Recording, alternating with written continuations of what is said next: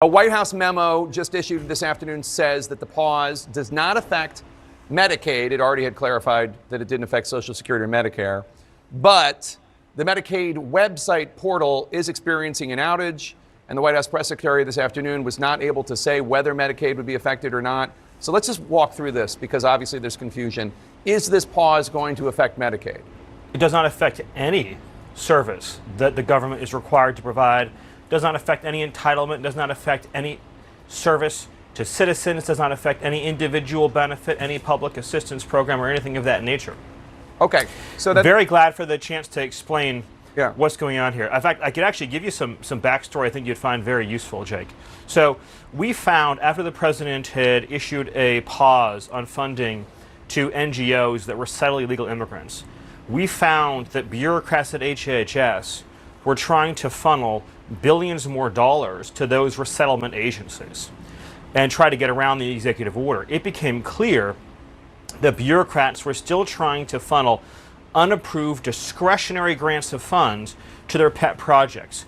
So OMB, led by Russ Vought, felt it was necessary to protect taxpayer resources to issue clearer guidance establishing for these discretionary grants of funding that are not directed by Congress, that they go through a political approval process at the agency. So let's get into that because a number of government-funded organizations, so these are organizations like Meals on Wheels, right? Their job, their mission, it's a private organization. They get grants from the federal government. They feed seniors. Meals on Wheels is currently in the dark. They don't know, does this order affect us? Does this mean we're not going to have any more funding coming in? They feed like 2 million seniors. So I'm just wondering, first of all, why a pause? An investigation, sure, I get that. Auditing, sure. Why a pause? And what about? Well, Jake, once you spend money, you can't get it back. So, in other words, if you don't put federal programs under review that are wasteful or harmful to taxpayers, and then people hit send, you wouldn't believe the payments we've had to pause over the last few days with bureaucrats trying to funnel money out of the door, funnel money to the World Health Organization, funnel money to resettlement organizations, funnel money to foreign countries. And so, of course, you have to put a pause on these discretionary grants of funding and have a political review process. In other words, there are people that are accountable to the taxpayer to review. It does not include, the review process does not include any public benefit program. So you mentioned Meals on Wheels. That is a public benefit program. OMB has been clear about this. Jake, we have to get control over this government. You know, I'll just stay on this point about NGOs, non-governmental organizations. Joe Biden gave just one NGO responsible for resettling illegal aliens $3 billion, with a B, $3 billion. President Trump, when he said drain the swamp, he meant it. And yes, so those kinds of spending programs are going to be put under review. Okay, I don't think anybody's taking issue with if you find money that is being dispersed in an inappropriate way, halting it. I think what the confusion is this seemed to a lot of groups and a lot of states, Republicans, Democrats, independents, like a very sweeping order, and there is confusion. I just want to make sure I understand. So anybody out there that provides school lunches, anybody out there there's zero impact on public benefit programs, full stop, as OMB has made clear. And I want to really drill down on this, Jake, because it's so important. There's 2 million employees in the federal government. Overwhelmingly, the career federal service in this country is far left wing. I don't know that to be a fact. Well, I'll give you a great example. We looked at USAID as an example. That's 98% of the workforce either donated to Kamala Harris or another left-wing candidate, just as an example. Okay, but let me just an entire workforce is having a whoa. Did you just say that saying someone voted for Kamala Harris is demonizing them?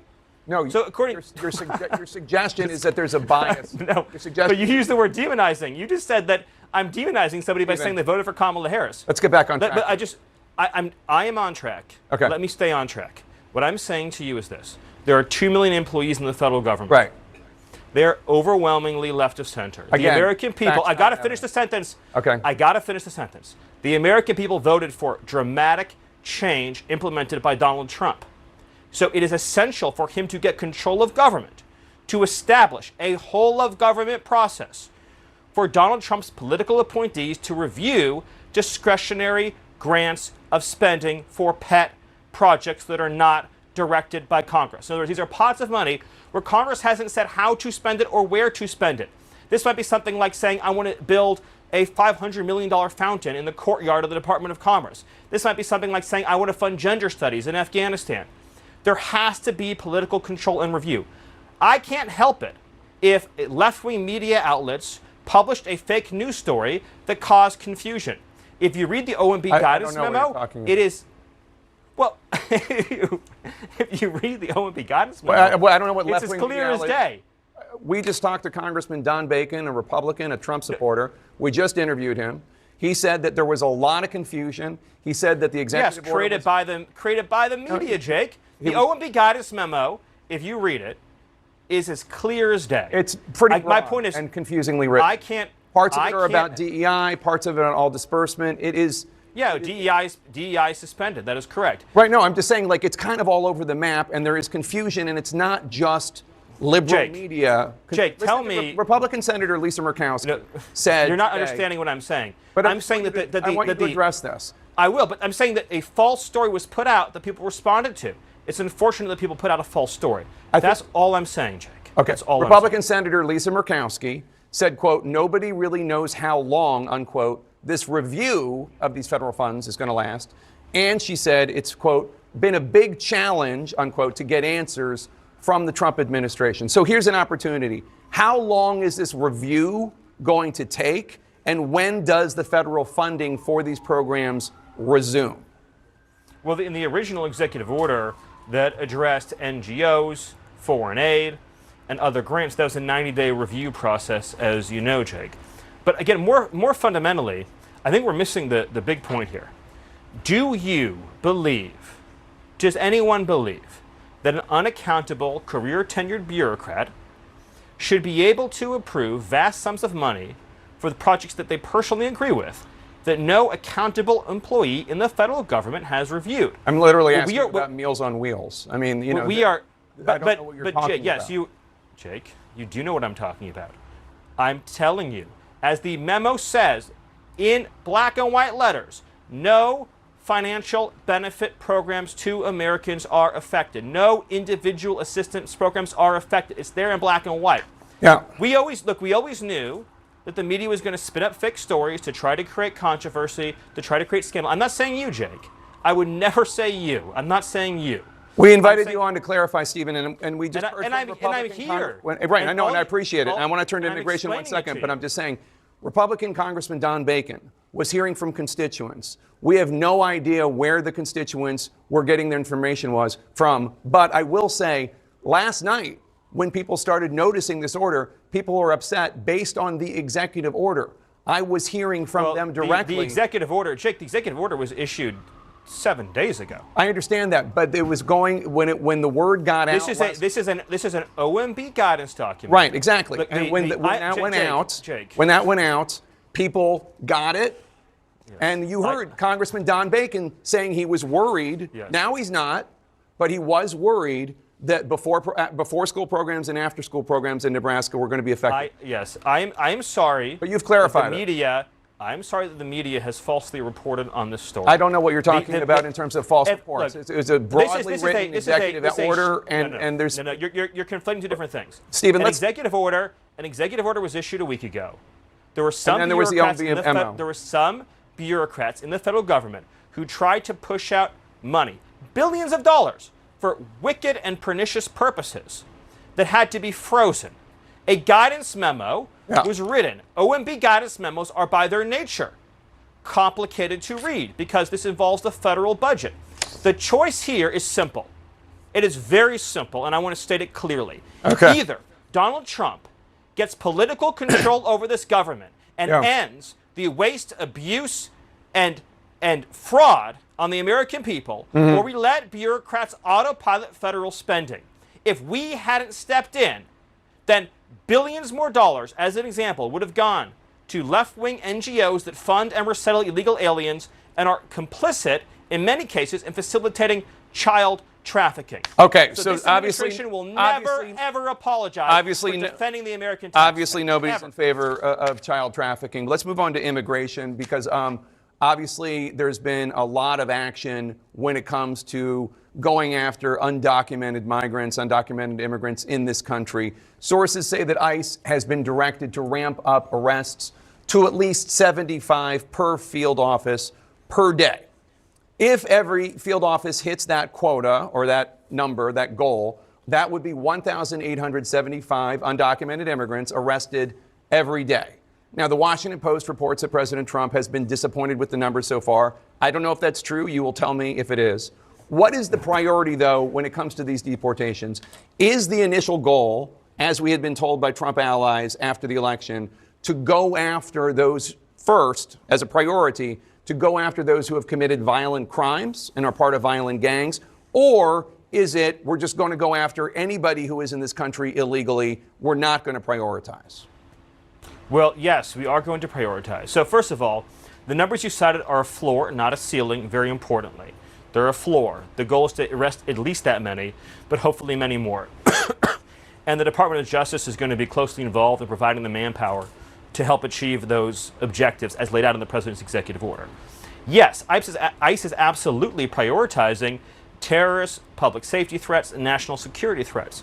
It is also true that Joe Biden admitted some unknowably large number of millions of illegal immigrants into this country, all of whom are ineligible for asylum, ineligible for any form of immigration relief, are ineligible to remain in the country.